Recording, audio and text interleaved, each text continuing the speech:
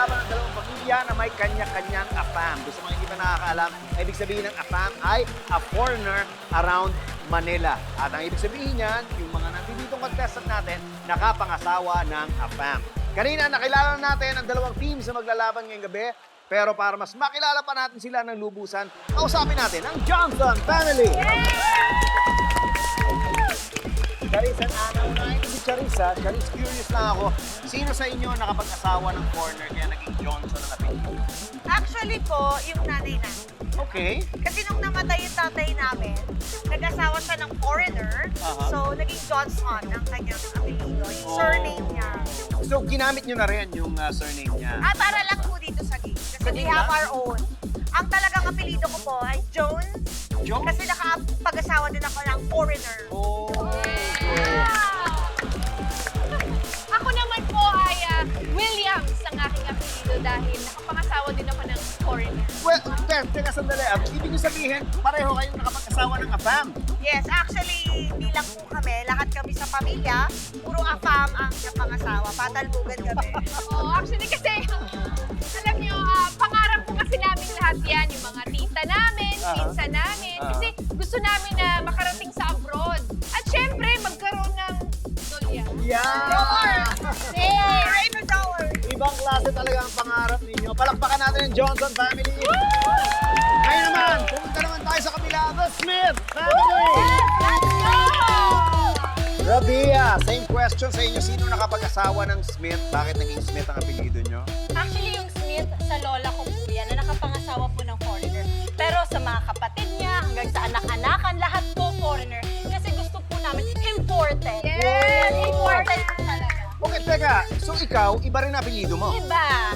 Miller po ako. Miller! Yes. Ako naman yung brown. Miller and Brown. Aba, ibang klase mga contestants natin ngayon, mga kaibigan. Ano? Hindi lang isa ang fan sa pamilya nila, may kanya-kanya pa sila. Palakpakan natin.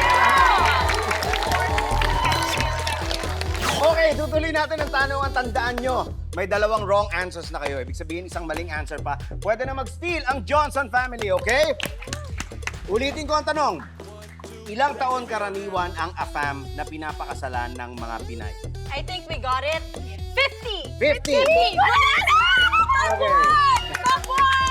Let's see kung ano ang sabi ng survey. I'm so sorry. I'm so sorry. Tatlong wrong answers. Pwede na mag-steal ang Johnson family. Okay, eto na ang chance ninyo. Again, the question, ilang taon karaniwan Wala. ang AFAM na pinapakasalan ng mga Pinay? Ilang taon? I need an answer. 92? 92?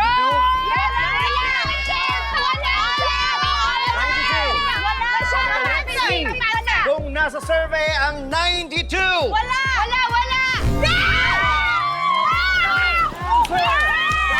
Answer! Congratulations! Nakuha mo yung wrong answer. Eksakto pa, 92 ha?